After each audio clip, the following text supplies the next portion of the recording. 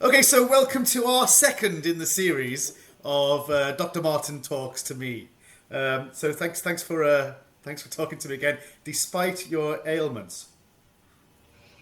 It's my pleasure. How I is, say, hopefully my ailments won't fuddle my brain too much. but at least we can both still drink a cup of tea, There you go. as men in their forties want to. How is it? Is it okay? Is it going to recover? There is a potential for 100% recovery. So I've got a 3-week post-operative ultrasound scan with Professor Funk, who Uh-huh. will let me know how his bone anchors are progressing. Okay, cool. Okay, well, I wish you all the very best. But in the meantime, we shall pick your brain for knowledge. Is that okay? That's wonderful, yeah. So, let's go straight into the first question. Is fast twitch and slow twitch muscle something that can be changed with training, or does it simply mean your body is adaptable to certain types of training? What do you think on that one? Right. Your Well, it all depends basically on what people understand as fiber type. So essentially, there are two types of muscle fiber: fast twitch and slow twitch. Except there aren't. There are Okay, two types of fast twitch right. that we know of so far. Okay, The general status at the moment is that the slow twitch muscle fibers will not become fast. right. Therefore, your slow twitch are your slow twitch. Uh-huh. You have two different types of fast twitch fibers, one faster than the other. Mm-hmm. And you can make the slower fast twitch faster. Okay, So you can adapt with training your fiber type composition as such. You're not going to grow different types of fibers, and you're not going to switch one from another, but you can migrate the characteristics of your fast twitch fibers to become slightly faster. and the fast twitch, the slower of the fast twitch fibers, can they also become slower if you don't train them? They can be, yeah. You can revert it back. Yeah, and So so to, and so what, like, because I remember having a conversation with your good colleague, Dr. Payne, and he was talking about how a lot of fast twitch fiber can't really be trained. It's much more setting down neurological pathways. So like a sprinter, when they're practicing leaving the blocks, they will kind of, maybe in a 2 hour session, they'll only kind of leave the blocks 4 times with their coach studying them, but actually what they're doing for 30 minutes before then is kind of going mentally through the process of how they're going to individually twitch certain elements of the kind of cascading start, and then when they actually do it, they watch to see how well that is timed. So it was much more a laying down of the neurological pathways in order to twitch the muscle correctly. Is that correct, or is Matthew telling me rubbish? no, no, no. Matthew, as usual, speaks the truth. However, as all scientists and sports practitioners get in a muddle, Yeah. there is the hardcore cellular science, and there's the whole body in the dojo training, and there are multiple steps in between. Okay. So what I said about muscle fiber type characteristics, that holds very strongly true. Yeah. However, if you can't activate or fire those muscle fibers, then they won't perform as they characterizably can do. Right. So there is the fiber type that you have. There's the number of fibers you have. There are the number of mitochondria within those fibers. There are the enzymatic pathways within those fibers. There's the neurological innovation of those motor units. There's the recruitment of the motor units. There's the can I- coordination of the recruitment of the motor unit. Can I just say, people who are watching this just saying, just tell me how to punch hard. That's all I want to know. And that's almost what we should be doing. Yeah. In that the science really is so complex that it takes a lifelong of study Yeah. to understand it. Yeah. The same way that body movement is so complex, it takes a lifelong study to understand it. So most people in the dojo wearing a gi shouldn't concern themselves with the muscle fiber type or their innovation of the motor units and the muscles in order to create movement. They should just do it and see how it feels. Yeah. And therefore that conversation should be between instructor and student to discuss how it feels. Yeah. And the instructor then builds up their knowledge of what the feeling of the student and what he's seeing or they are seeing the student doing. and then asking the questions of the scientist. Okay, how does this work? Okay. What's going on there? Cool. And so, just to kind of go back on that then. So can you? So one of the things that Matthew was talking about was that he was saying that it's quite difficult to train fast twitch muscle, but and so there's no point trying to take it to trying to kind of train it. He says it's quite like it's much more about neurological. But can you? So what you're saying is you can train twitch muscle to become more twitch-like, but only one of the two muscle groups. Is that right? One of the slow twitch of the fast twitch.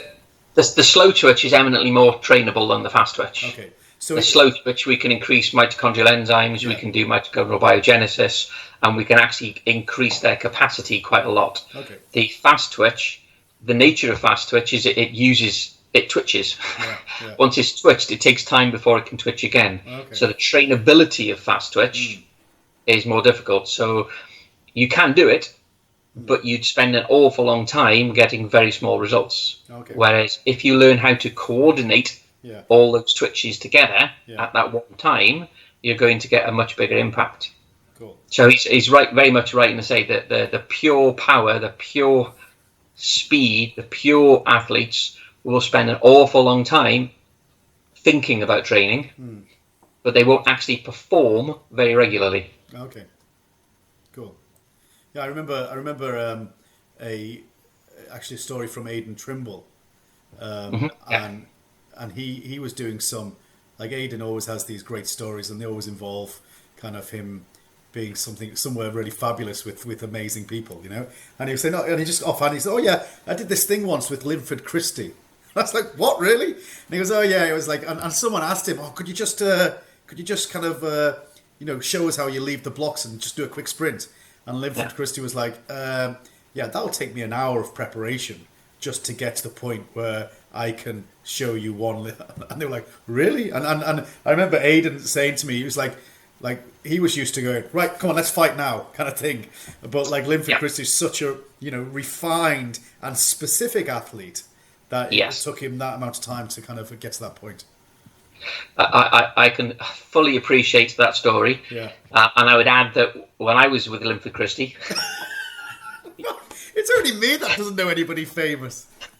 he spent most of the time, because we were doing timing lights and forced platforms. Yeah. So we were using his sprinters. He'd retired. Right. And it took him a little while of warming up, and then he ended up stripping off and jumping in the blocks and actually doing the sprints himself. Okay. And he was by far the fastest really? response out the blocks and the fastest over the short distance. Yeah. And despite him being retired about 4 or 5 years at that point, he was stacked and ripped. So he does still train. Yeah. Cool. Well, I went shopping yesterday in the local shopping mall, and Warren Gatland was there signing books. Okay. I recognise the name. I don't, but I thought I better Google him to see who he was, but I haven't yet. Who is he? Is he a sportsman? I'll leave you to those delights when you read. My Google Home has just come up and said, "I can't help you with that." Moving on. Let's moving on swiftly. Yeah. Okay. So, does lifting heavy weights really slow you down? I guess with the sense of being bulky, right? I mean, like you're muscle bound. That's bound to slow you down, surely. Yeah, I mean, you can at a cellular level, or you can look at that as a whole body level. If you're spending your time lifting big heavy weights, I'm guessing that this then you're not. I was going to say, I guess in this question was from not a cellular level, just from a kind of bigger picture level. We don't have scientists writing in at the moment. Maybe on our next edition. Maybe next time round. Yeah. Well, maybe Dr. Pagel's right now. If you train lifting heavy weights slowly, then you will move slowly when you're in the dojo training. Yeah. So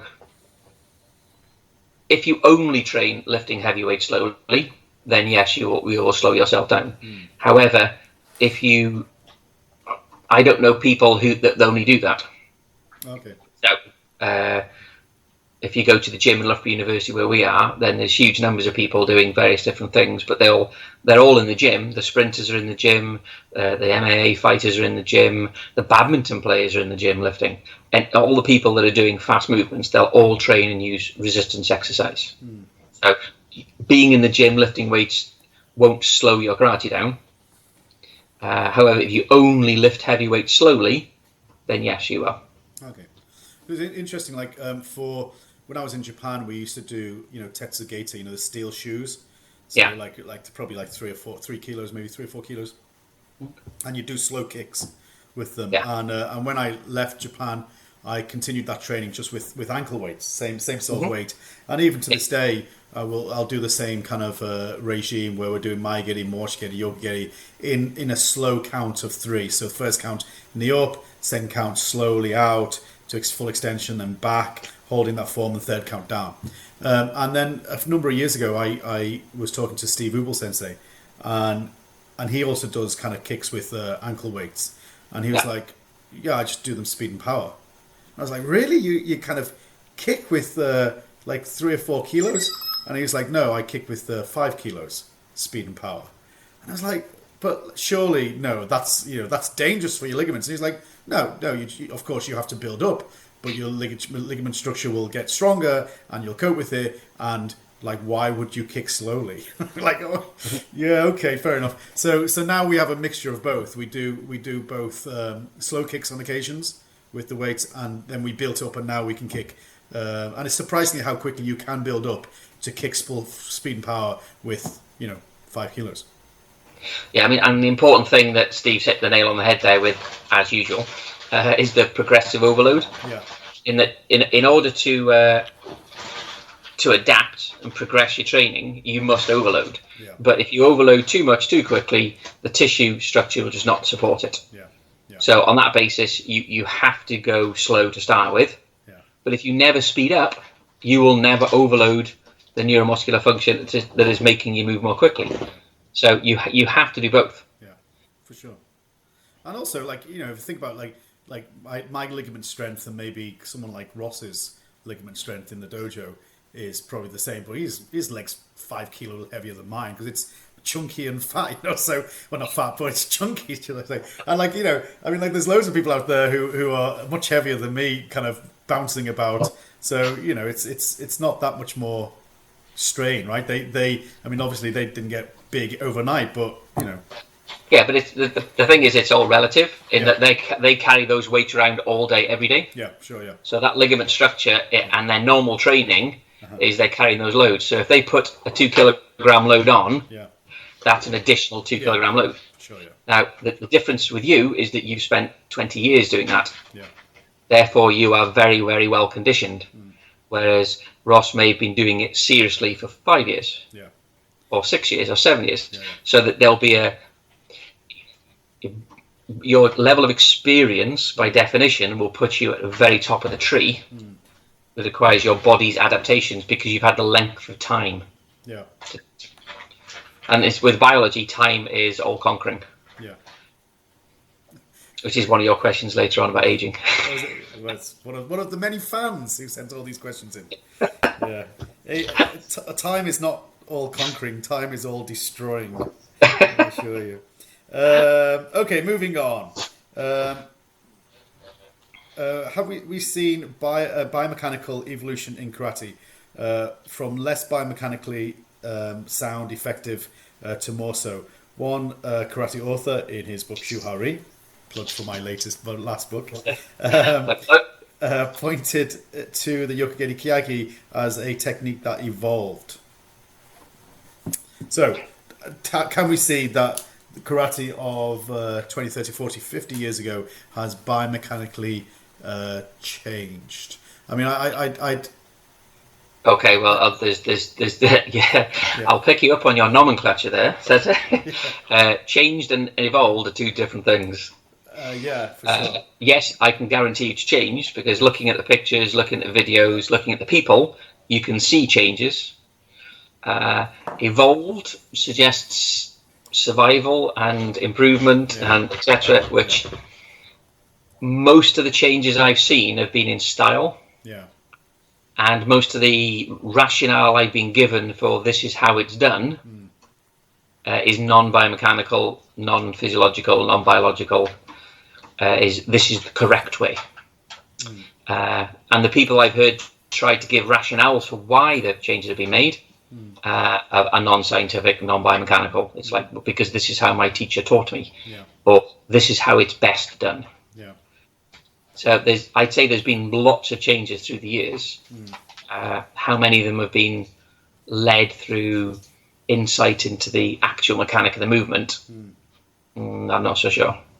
Yeah, I mean, one of the recent things that I've been being challenged on is just like when I'm punching, like my shoulder is often coming forward as a direct result of training for many years with one of my instructors, and as a result, kind of disengaging my lat, and therefore kind of not making that kind of solid connection between my punching arm and my body.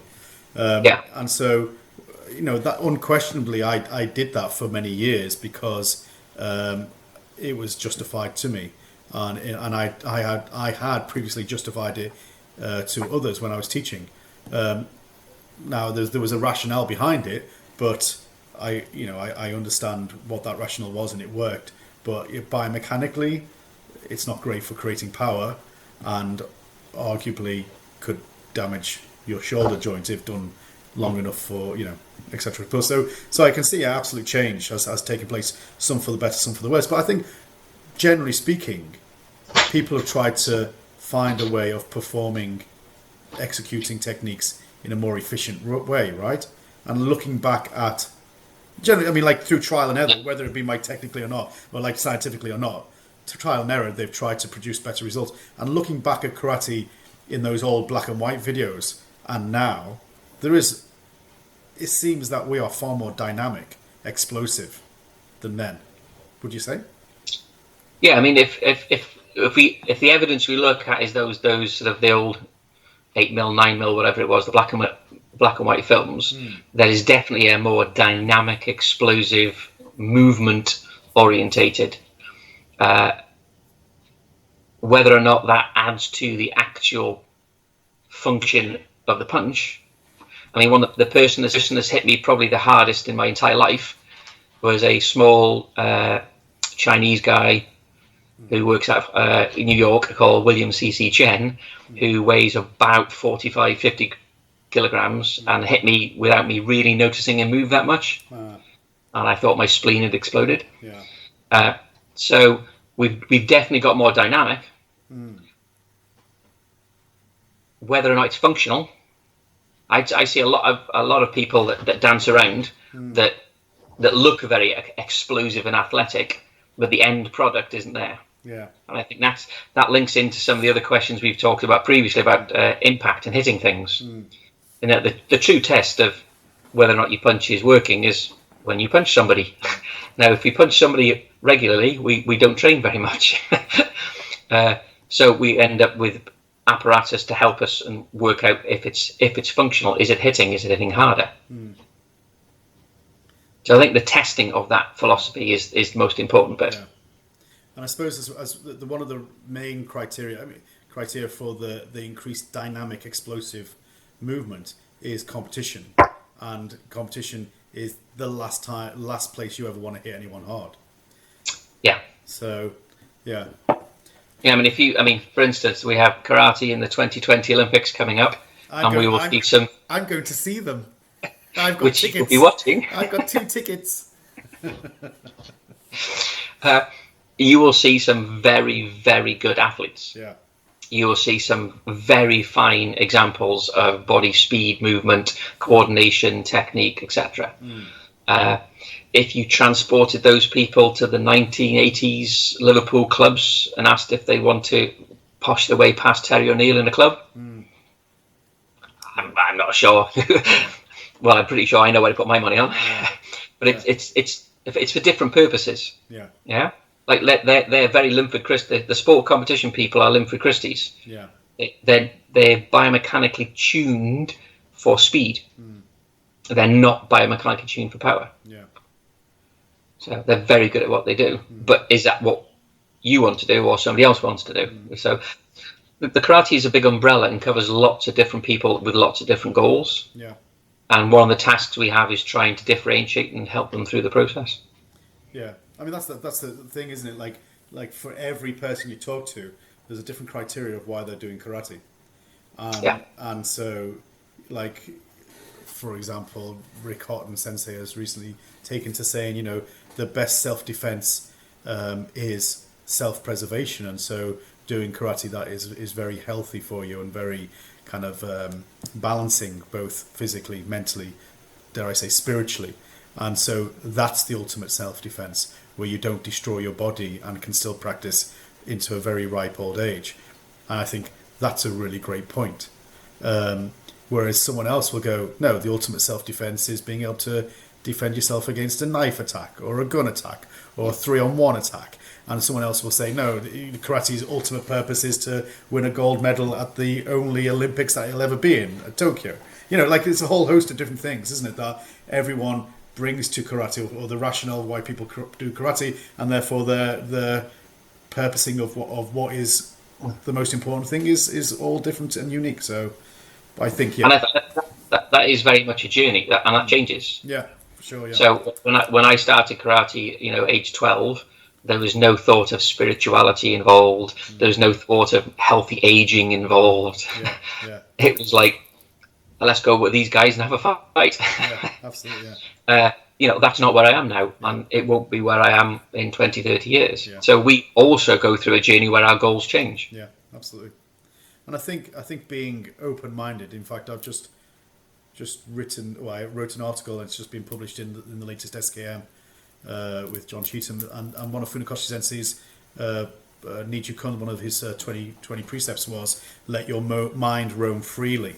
And I think it's really important. One of the greatest gifts of karate is to make your mind flexible, not your body, but your mind, and to be completely open to new ideas all the time, whenever they present themselves. And so then only then does your karate become truly dynamic, in a sense, forever changing, forever kind of different. Yeah, and it's a phrase that my instructor Sensei Rick Jackson uses quite a lot, in that he says, "Drink my tea." It's like you have your tea, yeah. And you know the taste of your tea. Well, this is the taste of my tea, so drink my tea and taste it. Yeah. Open your mind to the experience, as it were. Yeah. Oh, Sensei Rick.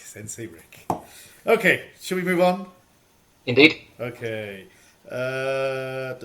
So, this question is about muscle slack or muscle pre-movement, or pre-movement muscle tension or activation, specifically of the thigh abductor muscle. Scott, you've made a video mentioning the use of abductors to stabilize on landing into stance. Do we maintain this in a thigh muscle, thigh tension, all the way through the brief pause between techniques, as in kata, or is it a momentary firing at the end of the technique? I find both quite strange and unnatural, but that is likely because of my inexperience and lack of understanding. Hear that? Well, you need the muscles throughout the entire joint structure to stabilize the joint. Yeah. So if you're actively moving the joint, as in you're in the middle of a kicking technique, or that joint is being extended as you drop down your stance, then those muscles need to be there, and they need to be in tension in order to stabilize that joint. Once you're in a static position, those muscles don't need to be there. They don't need to be tight in order to maintain the position. So I would say to be as relaxed as possible at all times, unless you need not to be. Yeah. And the needing not to be is in the performance of the technique or the transition through. So it's to coin a John Keeling, it depends. I know. I've been talking recently about really being lazy in your karate, and like I do it half jokingly just to get the reaction of people going. I kind of set it up and say, the once upon a time it used to be harder, faster, stronger. Well, I want you to be slower and use less speed and less effort. In fact, be as lazy as you possibly can. And then they all go, oh, well, that's ridiculous. What are you talking about? And I say, like, because if you're lazy, what I mean by that is using the least amount of effort to have the same results. And that's the definition of being efficient in your movement. And people just have this sense of muscle use as being either full on or relaxed and nowhere in between. And like, having this sense of if you're standing in shizentai, then shizentai seems really natural. I mean, literally it means natural body, right? But if you stand there long enough, you'll soon slouch because you are using muscles to maintain that shizen position, that natural position. And I said, all that's karate. Shizentai is karate. If you're stepping forward, you maintain shizentai. If you're stepping back, if you're defending, if you're dodging to the side, you're trying to maintain shizentai at all times.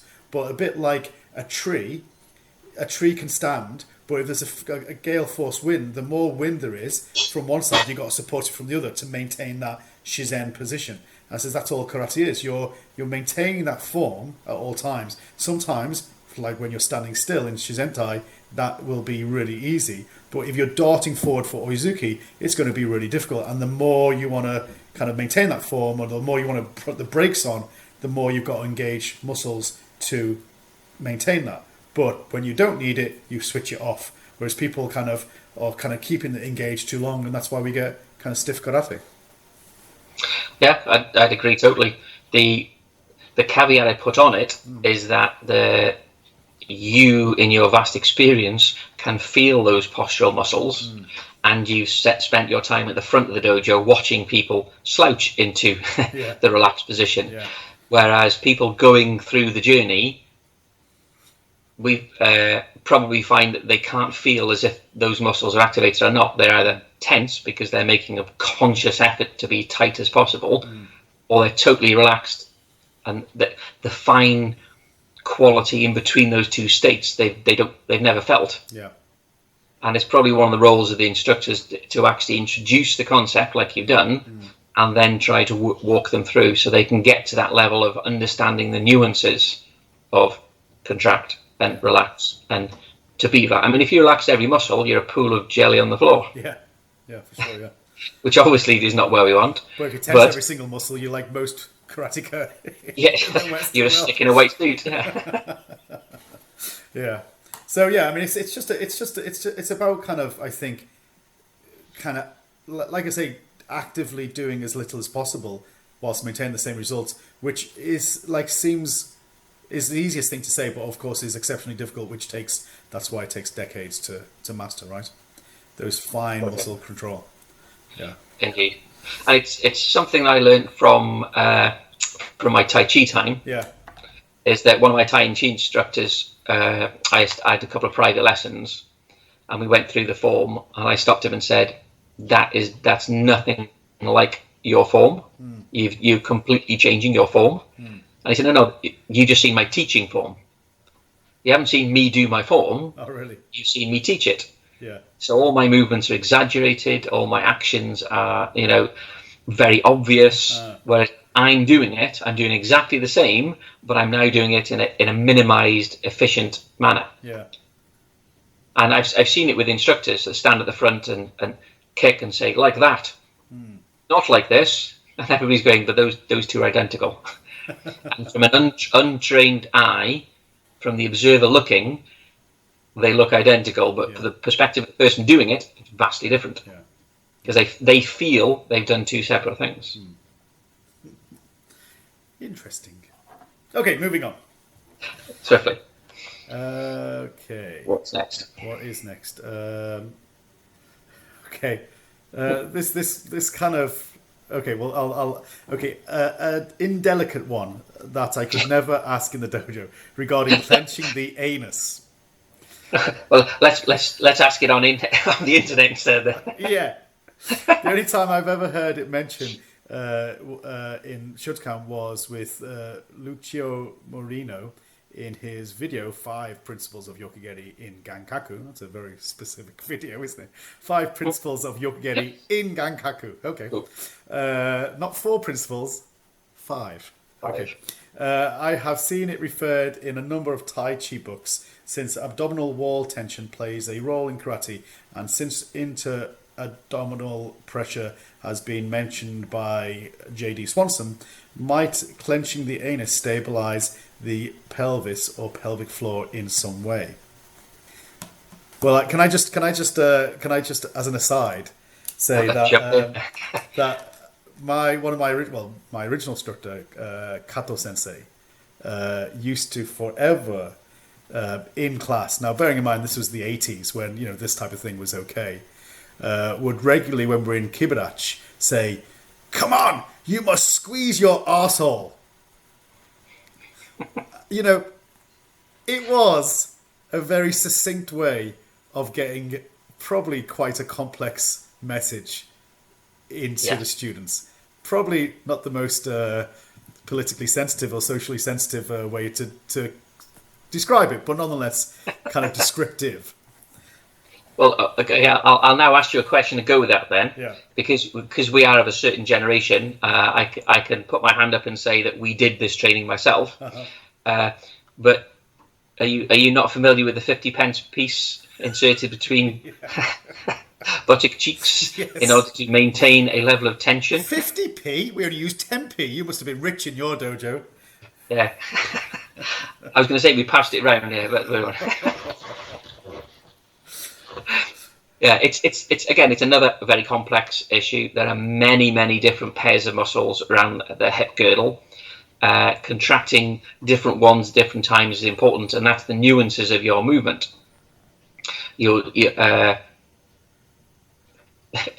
Specifically, if you're talking about your anal sphincter, it's closed at all times in the dojo. Because if you're relaxing it, that's a bad thing. But what they're talking about is closer to the perineum and the muscles around that pelvic floor region, which will give you the tilt of the pelvis. Yeah. If you're tilting your pelvis, you're changing your axial skeleton.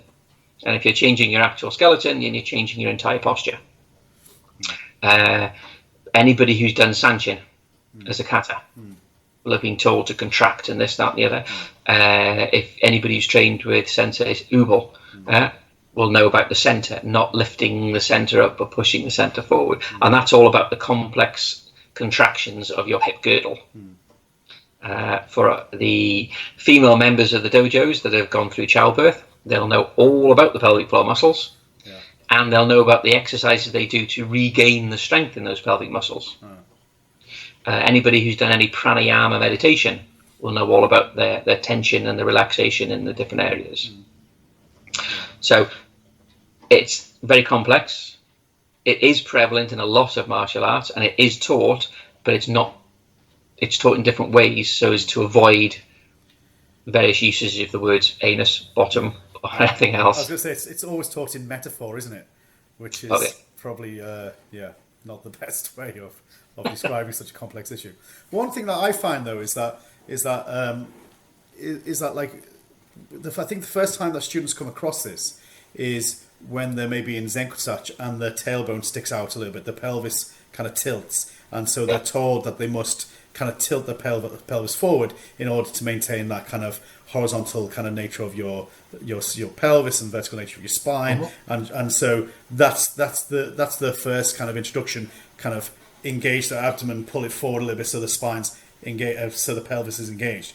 But then they think then that's all it ever is, and so I think to avoid kind of this anterior tilt, is it, of the pelvis, they push it forward. But then they do that all the time. So even with Shizentai, you see people who are really over kind of engaging the pelvis in that way, which causes the opposite tilt, which is equally as bad as sticking their arse out. So I think it's, and again, I talk about this a lot, where you maintain that kind of like connection of, like, generally speaking, horizontal nature of your hips, vertical nature of your spine, maintaining that even when you got lots of pressure pushing that pelvis in different directions. When sometimes when you're just Shizentai, you might have no pressure, but you can still keep it engaged at the point of connection, for example. Yeah, you're completely right. And one of the easiest ways I find is to talk about that is in Seiza. because if you're in a kneeling position, you've got rid of your lower body, and you have your spine, and you align it, and you put your shoulders back, and you see how that changes, and you lift your chin up, and that changes, and then you have more control of your pelvis, and you can see the small movements of your pelvis have massive impacts on your sitting height. Okay. And you can literally see people bobbing up and down as they change the pelvis, because you've isolated, you've taken their legs away, and you've allowed them to control their pelvis. Now, the problem is then translating that into standing in Shinsensei. Because usually what you'll find is people hunch their shoulders over, and then they tilt the pelvis forward, and then you've got the gorilla posture, which they can't get out of. Yeah, for sure. No, that's a good point. Yeah, it says on. I shall remember that.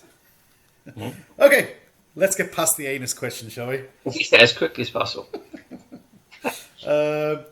Okay. What have we got?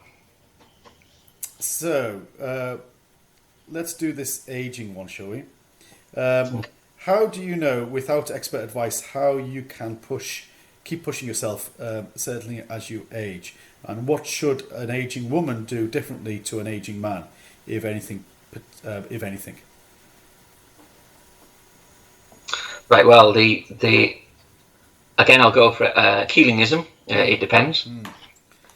Starting karate at an older age, there will be differences between what you do with an elderly male and an elderly female starting off. If they've started and they've got old during the process of doing karate, then the actual training itself will have mitigated some of the changes.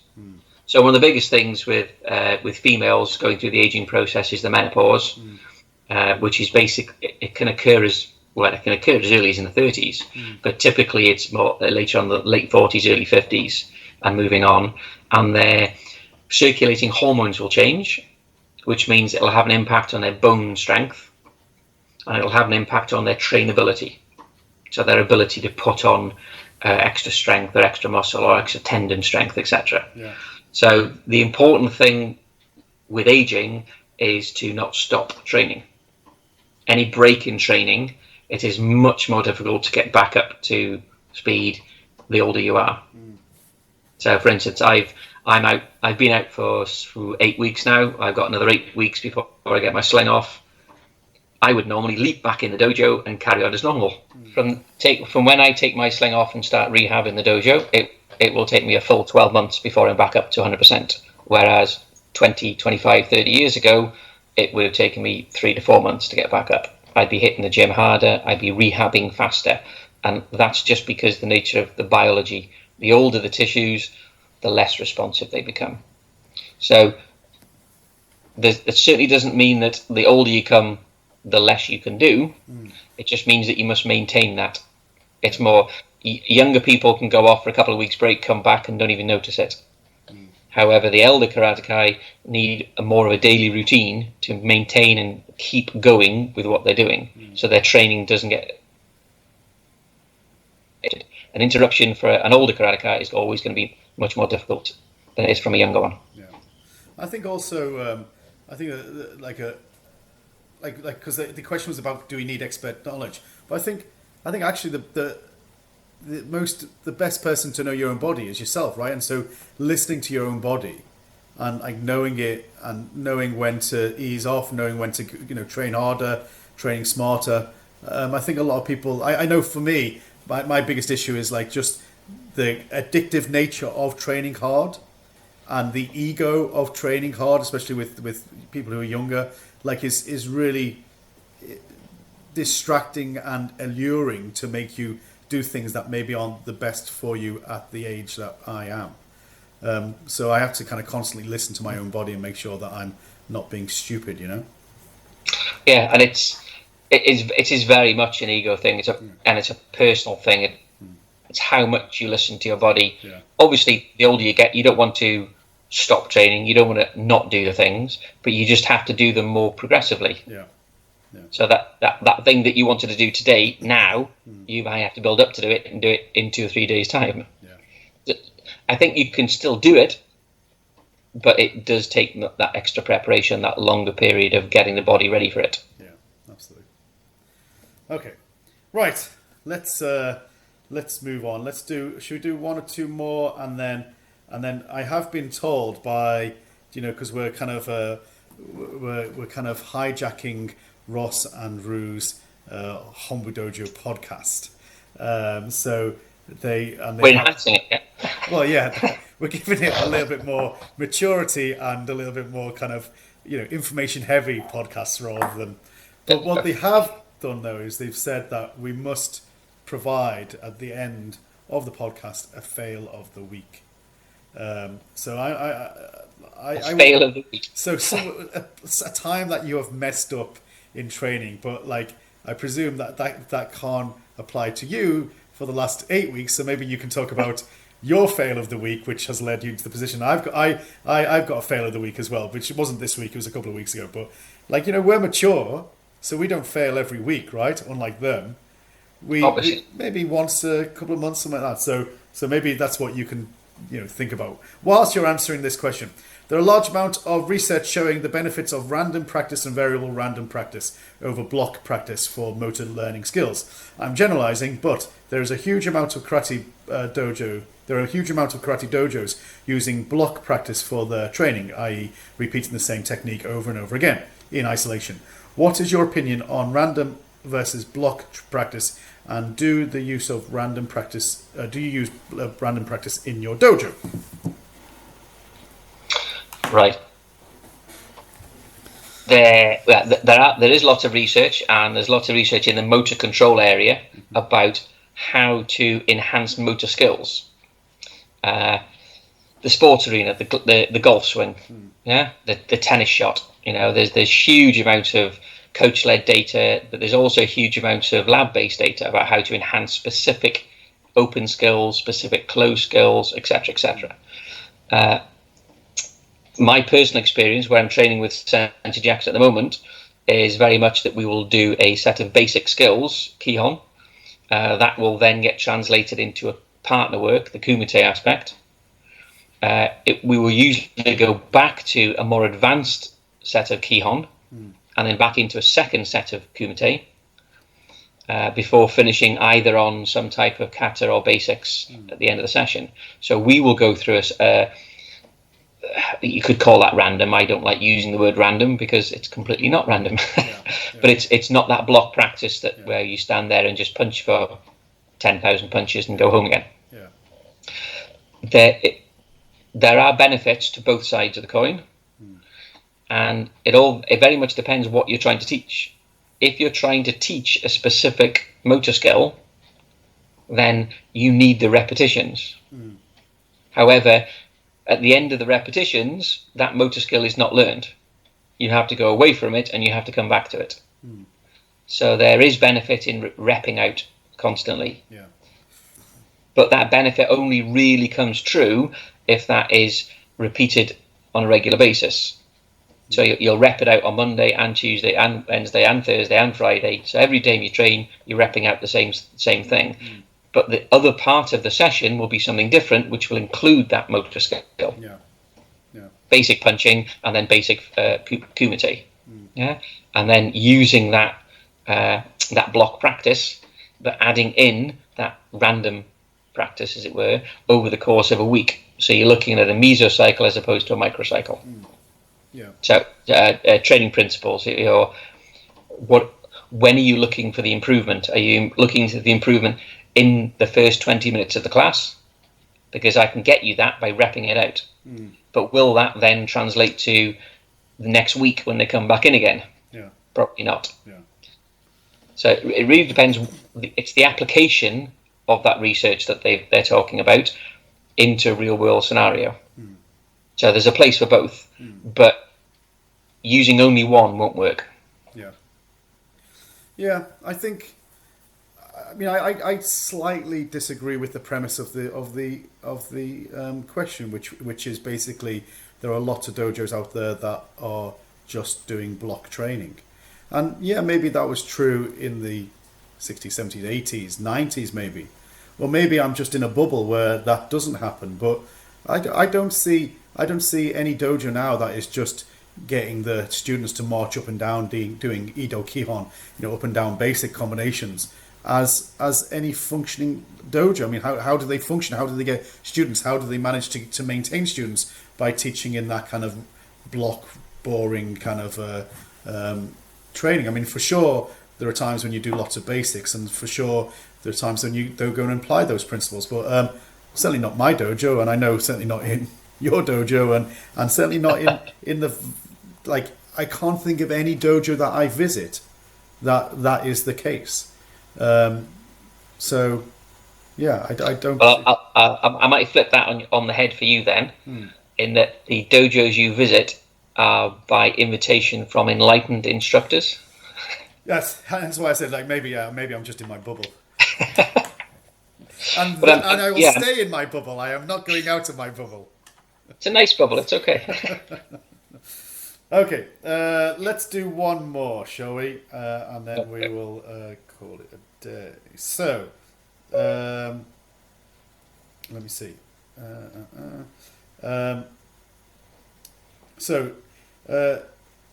We established in our last conversation the need to hit things to understand and get good at hitting. I agree. Thank you for agreeing, whoever wrote this. Why is it, do you think, that a majority of karate practicing a Kihon Kata Kumite approach, Kihon 3K's approach, why do majority of karateka follow that? Do not spend any time or very little time actually hitting impact equipment. Also, how much time is a typical session at a dojo do you dedicate to impact work? I don't mean your personal training, I mean in your club session, and is it part of the syllabus? Right, well, I'm going to make a guess here, and you're probably much better placed to answer it, but I'm going to say that the facilities are required in order to impact stuff, and if you're setting up a dojo in your own home, you buy the equipment and you put it on the garage wall and you go and train. Yeah. But if you're using the local school, then you're using the local, sports centre, then you're using the local church hall, that equipment's not there, you have to take it with you. And it just adds to the complication of setting up dojos and running dojos. Yeah. Very few people have their own professional dedicated dojos that I'm aware of. Most people train in an area, which is not theirs. Yeah. So without the actual equipment to hit, you end up hitting each other, and that doesn't last very long. Yeah. So that's why the equipment's designed, is to stop you from hitting each other, because it can't happen that way. I mean, for instance, Sensei Jackson runs a summer course. So in that summer course, it's 5, 6 or 7 days, depending on what we do, and there'll be an impact session every day. So there may be 3 or 4 karate sessions, 3 or 4 meditation sessions, but there will always be an impact session every day on the course. Yeah. Now, when you're dragging yourself up after 6 days of training and you can hardly pick your arms and legs up, and Sensei Matt is deciding he's going to teach Toby Gary, and I'm stood there holding the pad, it's like, oh, good. But there will always be. And the thing I like about the impact work that I've always done is it's always functional. Haito on a pad, Yurakan on a pad, you do that on different, there's a different surface for you to hit, because it's a different target you're using. So if you're doing Gyakuzuki versus Maigeri, you use a different pad to hit, because it's functional. Whereas you go in a boxing gym and there's a heavy bag you wail away at, or there's the mitts and that's it, and you wail away on the mitts. But there's the nuances of the different techniques that are actually important. Yeah. But again, you need multiple different sets of pads in order to do that. So it's very equipment based. Yeah. If you look at the Chinese Wing Chun dummy, it's probably going to be my next purchase, actually. I'm sticking it for rehab. Because you can use it for a movement pattern, you can use it for a reaction training, you can use it for impact training, you can use it for multiple different things. So one piece of kit can be used for different bits. Yeah. Again, maybe I'm in my bubble, but like, what dojo isn't doing impact work? I mean, maybe I am just in a naive bubble, but yeah, without, like, we have pads in I'm in the fortunate position that I have got my own dedicated dojo. So, and we have lots of pads, and we do it kind of, I wouldn't say every class, but probably the vast majority of classes that we have, we will get the pads out at one point, and maybe the class is an hour long, and maybe for a 5 to 10 minute period within that class we are hitting pads, because otherwise, what's the point? But at the same time, like I think there's lots of reasons, as we discussed before, lots of reasons why people do karate. Some people might just do it like we often justify the martial aspect of the budo that we do, but very rarely do people want to, or even justify the artistic element of the martial art we do. And some people might be martial artists and much more artists on the martial rather than martial. So, karate is a lot of things to a lot of different people. And so if people choose not to do pad work and do it for the artistic nature of it, the fitness nature of it, the health nature of it, the community nature of it, a whole host of reasons why people do it. And I would never look down at anybody just because they're not doing a certain aspect that I deem is important, because who am I to say? Who's anybody to say what is important and what isn't important? I mean, I think there's room for all different opinions on it. The caveat I'd add is that one of the most fun impact training I ever did was with my Tai Chi. Already? We had full boxing wraps and I think it was 14-ounce gloves, and we did Tai Chi boxing. Okay. But it was done in a very formalised, structured, basic manner. So partner work, but there'd be a drop into stance, there'd be folding of the hip, and there'd be standing up, breathing out with an impact. Yeah. That impact, the other person would take that impact, it would force them then to give and relax into a different fold in the hip, which meant they would stand up and deliver their impact. So it was very structured. You're punching, I'm receiving, you're receiving, back and forward. So it wasn't martial in any way, shape or form. Yeah. But it was very useful for finding out if your connection is true. Cool. So if you hit somebody and your arm collapses and they don't notice, you probably haven't got your alignment correct for whatever reason. Yeah. I found it useful because I've got a right arm and left arm, which are different. So I broke my right arm and broke my right elbow in a motorbike accident, and the orthopedic surgeon put it back together not quite right. So my right arm it's only a slight difference in the elbow. Yeah.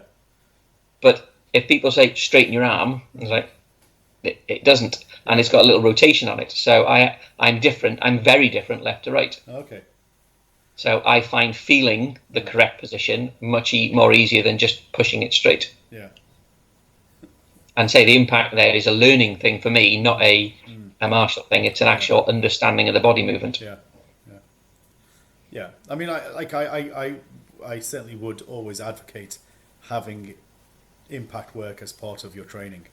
I just, like some people who don't do it. I don't know anybody who doesn't do it. But if they don't do it and they've thought about it and they decide not to do it and they're just kind of doing a kind of a health version of karate, so be it. Kenkyo karate, karate for health. So, okay, well that brings us lastly on to fail of the week. Now Ross and Rue have a little jingle that they do, where they shout fail of the week. So I will pause here for a 5-second period where they can maybe overlay their fail of the week. Okay, so have you had a fail recently, Martin Sensei? Well, I'll give you a fail of concentration. One of Sensei Jackson's training sessions before I actually managed to put myself out of the game. Okay, so putting yourself out of the game isn't the fail of the week. So this fail must be huge then.